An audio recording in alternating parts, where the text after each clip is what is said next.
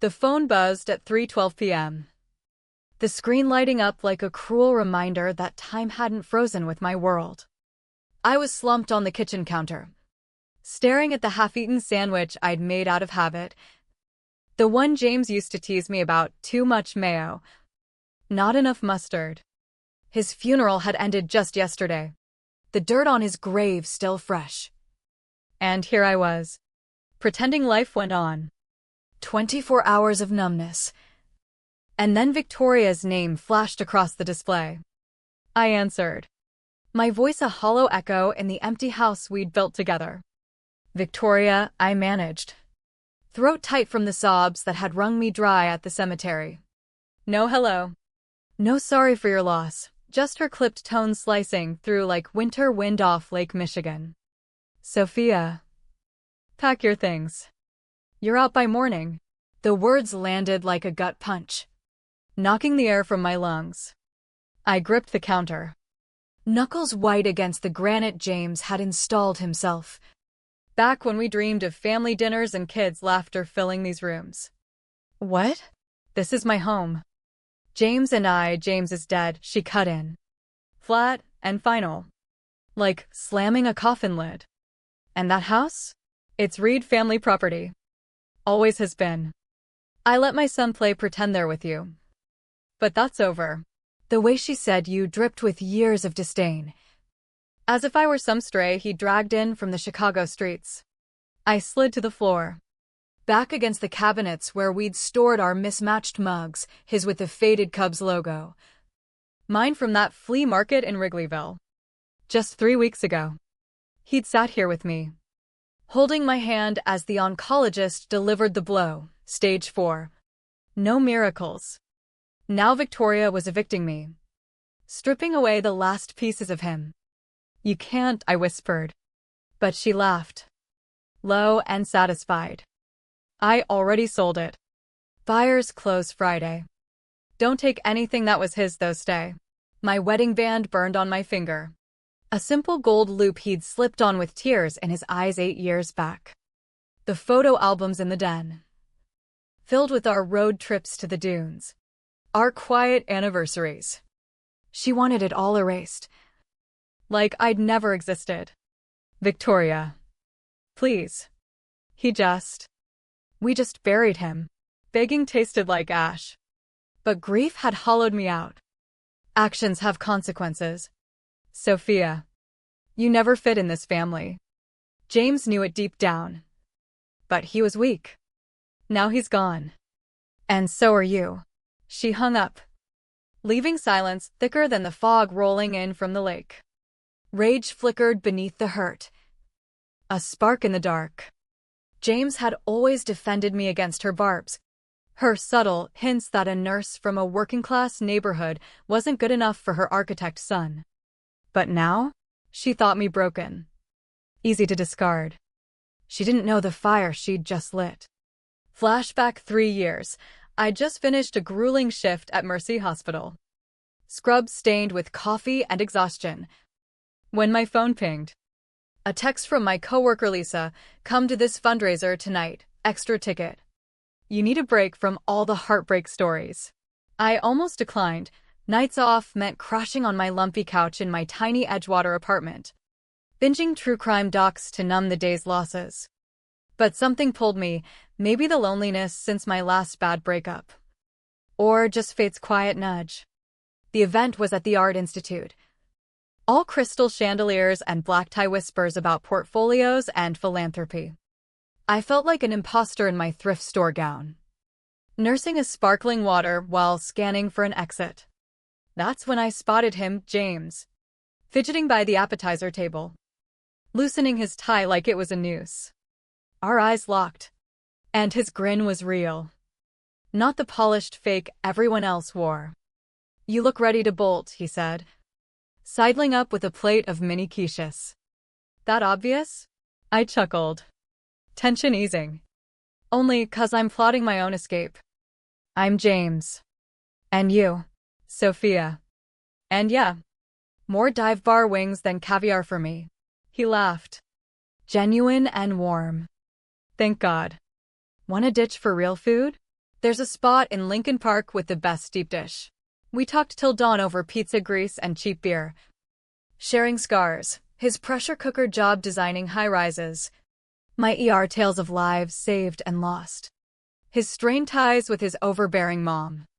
She wants me with someone suitable, country club types who talk hedge funds. He rolled his eyes. But I'd take real over refined any day. We clicked like puzzle pieces fate had hidden. James showed up at my shift's end with takeout and ears for my vents about chaotic nights. I'd visit his sites, offering fresh eyes on blueprints. Bliss. Pure and unscripted, until Victoria. He delayed the intro for months, dodging her dinner invites. When it happened, her Gold Coast mansion screamed old money, marble floors. Art that cost more than my student loans. She eyed me like expired produce. The nurse, she drawled, making my calling sound cheap. Dinner was interrogation, my family's modest roots, my limited prospects. James needs a partner who elevates him, she said over creme brulee. Social circles matter. He squeezed my hand under the table, but her digs landed like needles. Her war escalated, emergencies pulling him away. Surprise visits when I was over. Even a PI digging up my dad's old layoff drama from the recession. She's threatening to air it if we don't split, James confessed one night. Face stormy. Maybe we should know, he cut me off. Eyes fierce. She's controlled me forever. Schools. Career. Everything. But not love. He proposed 2 weeks later on our apartment balcony. City lights twinkling. Victoria boycotted for months. Our wedding? Intimate in the backyard of the house he bought us, the one she now claimed. She showed in morning black, whispering to guests it'd flop. But we thrived 8 years, proving her wrong till cancer ravaged him, leaving me exposed. Now, in Mr. Caldwell's stuffy law office the next morning, leather-bound books and dim lamps mirroring my dread, I clutched tissues. Heart pounding. Mrs. Reed. Deepest condolences, Caldwell murmured, avoiding my gaze. James was sharp, handled his affairs meticulously. About the house, Victoria says yes. She's been insistent. The door flew open. Victoria stormed in. Chanel suit armor-like. Briefcase a weapon. Sophia. Facing facts at last. She claimed the chair. Spilling papers, deeds in her name. Sales contract to the Patels for $520,000. The house is mine. Bought as investment in '08. James just borrowed it. My world spun. But James said we owned it together. Her sneer, romantic delusions. Wanting doesn't make it law. Caldwell fidgeted. But Victoria dominated, out by tomorrow. Or cops for trespass. I pleaded. But she dismissed. Figure it out, you're no charity case. As she left. Pity laced her venom. Back to your level. Dear. Stop pretending. Alone with Caldwell. Doubt nod, James a liar. No. Something reeked. Driving home through suburban streets. Neighbors mowing lawns in ignorance of my unraveling. The house felt haunted. Touches lingered, his jacket on the hook. Bookmarked novel on the side table. Wandering rooms. Memories assaulted, lazy Sundays in bed. Plans for a nursery we'd never fill. Would he build dreams on sand? In our bedroom. Staring at our wedding photo, us beaming under string lights, I noticed an odd seam behind the frame. Lifting it revealed a concealed panel. Keypad safe. Heart racing. I tried dates, anniversary. No. Wedding. No. Then his pet name for me, the day we met. Click. Inside, folders. Envelope in his script. Letter dated post-diagnosis, my love. If you're reading this. She's struck. Sorry I hid it to shield you. Mom's forged docs. Stolen funds. I've evidence. Protect yourself. Tears blurred. But clarity dawned. Banks showed her siphoning thousands with fake signatures. Real deed, James bought in 12 with his grandpa's untouchable inheritance, hers nowhere. Transfers 2 years back, all to me. House, accounts, business shares. Her fraud spanned years. Systematic betrayal of her own blood. By morning, fury replaced grief. Called my sister Mia in Seattle. A fierce paralegal, that bitch. I've a shark attorney, Karen Voss. Eats fraudsters for breakfast. By noon, in Voss's sleek downtown office, glass views of the skyline, docks spread. Criminal goldmine, forgery, theft.